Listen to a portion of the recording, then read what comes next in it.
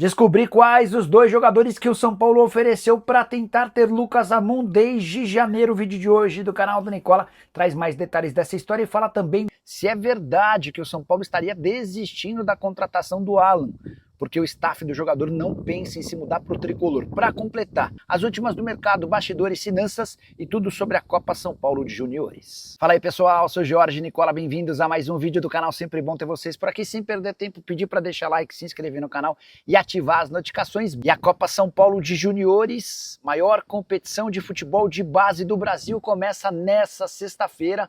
São 128 clubes divididos em 32 grupos. Os dois primeiros colocados de cada fase passam para o mata-mata e a partir daí, jogo único para decidir quem chega à grande decisão em 25 de janeiro, dia do aniversário da cidade de São Paulo, partida marcada pro Pacaembu. Só para lembrar que nessa sexta-feira teremos 6 jogos em 3 cidades diferentes, com destaques para Grêmio, Sport, Curitiba e Mirassol, que estarão em campo. Corinthians é o maior vencedor da Copa São Paulo de Juniores, são 11 taças. Fluminense, Internacional e São Paulo têm 5 títulos cada e aparecem como os segundos maiores campeões. Flamengo com 4, Atlético Mineiro com 3 e Santos também 3 taças se juntam aos demais na galeria de principais vencedores. Só para lembrar que o São Paulo venceu a edição do ano passado da Copa São Paulo de Juniores, batendo o Corinthians na grande decisão por 3-2. Quero te contar agora se existe alguma chance de o São Paulo desistir da contratação do Alan, volante que pertence ao Flamengo. Já havia contado para vocês que o tricolor fez proposta oficial de empréstimo por uma temporada e aguarda por uma resposta do Flamengo. Existiu nas últimas horas a informação de que o staff do Alan não quer se mudar para o São Paulo com medo de não receber. O tricolor tem enfrentado uma série de problemas financeiros. Fui checar com o pessoal do tricolor e eles me asseguraram que não existe absolutamente nada disso. Pelo contrário, Alan e seus representantes são entusiastas da ideia de fechar com o São Paulo. O Alan precisa trocar de clube, por entender que dificilmente vai jogar sob o comando do Felipe Luiz. Ele nem sequer foi relacionado para o Intercontinental de Clubes, torneio disputado em dezembro pelo Flamengo no Catar. O que pega nesse momento é a opção do Flamengo em preferir vender o Alan do que emprestar.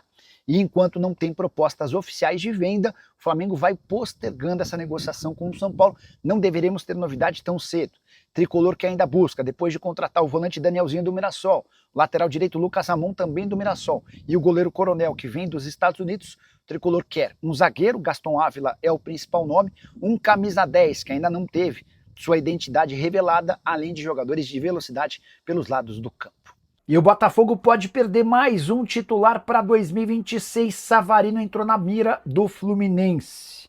Ao contrário de São Paulo, Corinthians e Grêmio, que não tem a cidade do Rio de Janeiro para oferecer como compensação ao Savarino, com o Flu ele permaneceria morando no Rio. É um desejo do próprio Savarino e dos seus familiares. E mais, Botafogo não pode admitir publicamente, mas precisa vender jogadores para juntar grana. Tudo por causa daquele transfer ban de 114 milhões de reais. Pois bem, Fluminense e Botafogo negociam nesse momento para o repasse em definitivo do Savarino, além de dinheiro e o Wallace Davi. Esse jogador é um volante das categorias de base do Fluminense e um velho sonho do Botafogo. Na semana passada, enquanto o Fluminense tentava a contratação do Marlon Freitas e o Flu chegou a ser dado como favorito, antes da entrada do Palmeiras na negociação, o Wallace Davi já havia feito parte de uma possibilidade de troca envolvendo o Marlon Freitas. Importante registrar que o Botafogo passa por enormes dificuldades financeiras. E embora John Textor assegure que está tudo bem e que em janeiro vai fazer uma das maiores janelas de transferências, nesse momento o Botafogo está proibido de registrar novos atletas por conta daquela dívida que se transformou no transfer ban relacionada a Thiago Almada e ao Atlanta United. São 21 milhões de dólares ou 114 milhões de reais. Descobri os 2 jogadores que o São Paulo ofereceu ao Mirassol para poder inscrever e contar com o Lucas Ramon já a partir de janeiro, você sabe.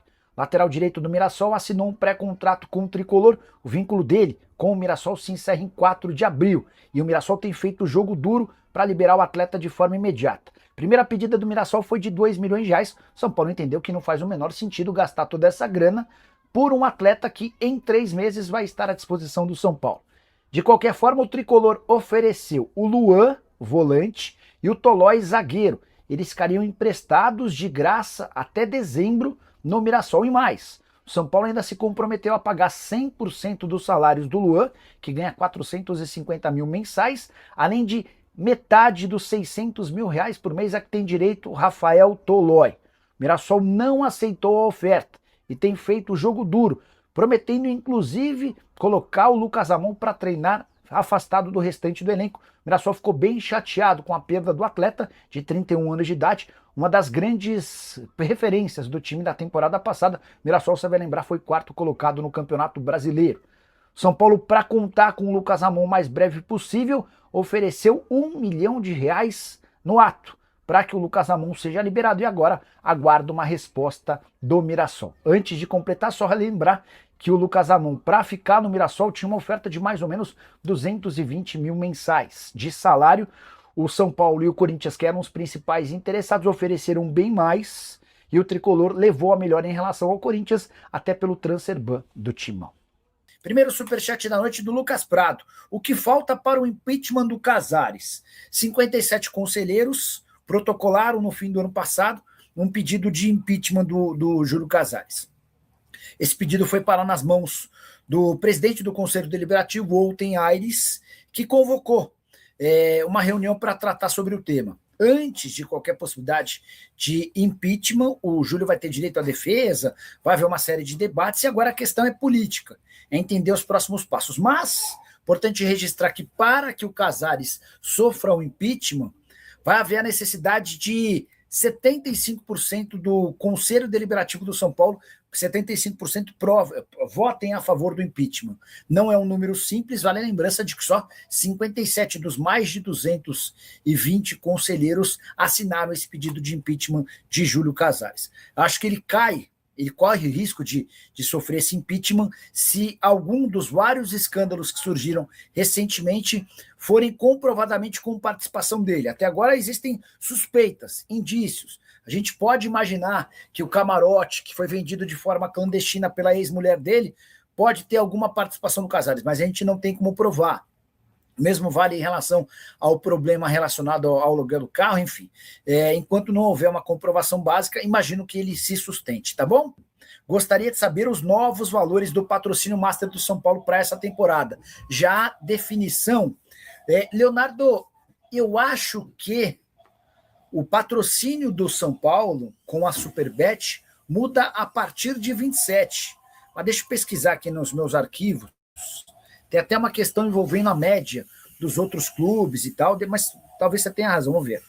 Superbet, deixa eu ver o que aparece aqui, ó. Estou procurando aqui no meu arquivo de Word. Segundo recado, Superbet. Como fica o contrato do São Paulo com o Superbet após Flamengo? Olha lá. O São Paulo vai se beneficiar do contrato do Flamengo com a Betano, tá? O Tricolor assinou um contrato com a Superbet que tem uma cláusula conhecida como Delta. Esse mecanismo evita que o São Paulo fique com valores defasados em relação a bets de Flamengo, Palmeiras e Corinthians, tá? Então o patrocínio do São Paulo deve corresponder a 91,3% da média, entre os seguintes valores: 85% do patrocínio do Flamengo, 95% do patrocínio do Corinthians e 100% do patrocínio do Palmeiras. Mas apenas a partir de 2027 essa cláusula Delta entra no acordo entre São Paulo e Superbet, tá? Então, para 2026, o São Paulo segue recebendo os 78 milhões de reais que fazem dele dono do quarto maior contrato de patrocínio master do país. Primeiro lugar do Flamengo, 268 milhões da Betano. Segundo lugar, por enquanto, do Corinthians, 103 milhões da Esportes da Sorte. O Corinthians deve anunciar nos próximos dias um acordo com a Esportes da Sorte de 150 milhões de reais. Terceiro lugar é do Palmeiras, 100 milhões de reais da Sporting Bet. O São Paulo aparece em quarto. E aí só mais uma curiosidade, daqui a pouco tenho certeza que vão aparecer torcedores do Vasco, mas a Responsa Gaming, que havia feito uma proposta de 180 milhões de reais para o Corinthians, não conseguiu fechar acordo por conta daquela questão envolvendo o compliance e a falta de garantias. A Responsa Gaming fez uma proposta para o Vasco e o negócio está bem avançado. Daqui a pouco eu já trago mais detalhes para vocês sobre o tema, beleza? Quero falar agora sobre o São Paulo, que vai encarar o Paulistão muito a ver. Não vou dizer que o Campeonato Paulista será uma Copa do Mundo para o tricolor, mas, do ponto de vista estratégico, o Campeonato Estadual, com poucas datas, de 11 de janeiro a 7 de março, é extremamente importante. Vale a lembrança de que o Júlio Casares tem sido muito pressionado. Há, inclusive, um movimento pedindo o seu impeachment. Até por isso, ganhar um campeonato, levantar um título da volta olímpica, certamente garantiria um pouco mais de respiro ao Júlio Casares em seu último ano como presidente. Até por isso, o Júlio promete premiações altas a seus atletas e também foco total no campeonato estadual. A ideia na reapresentação do elenco marcado para essa sexta-feira é mostrar para todos que o São Paulo quer muito a conquista do Campeonato Paulista e vai brigar com todas as suas forças. Vale a lembrança de que o tricolor já tem 2 reforços assegurados para 2026. Chegaram o volante Danielzinho, ex-Mirassol, e o goleiro Coronel, ex-New York City. A tratativa com o Lucas Ramon está fechada entre Lucas Ramon e São Paulo. Ele assinou um pré-contrato, mas tem vínculo com o Mirassol até 5 de maio.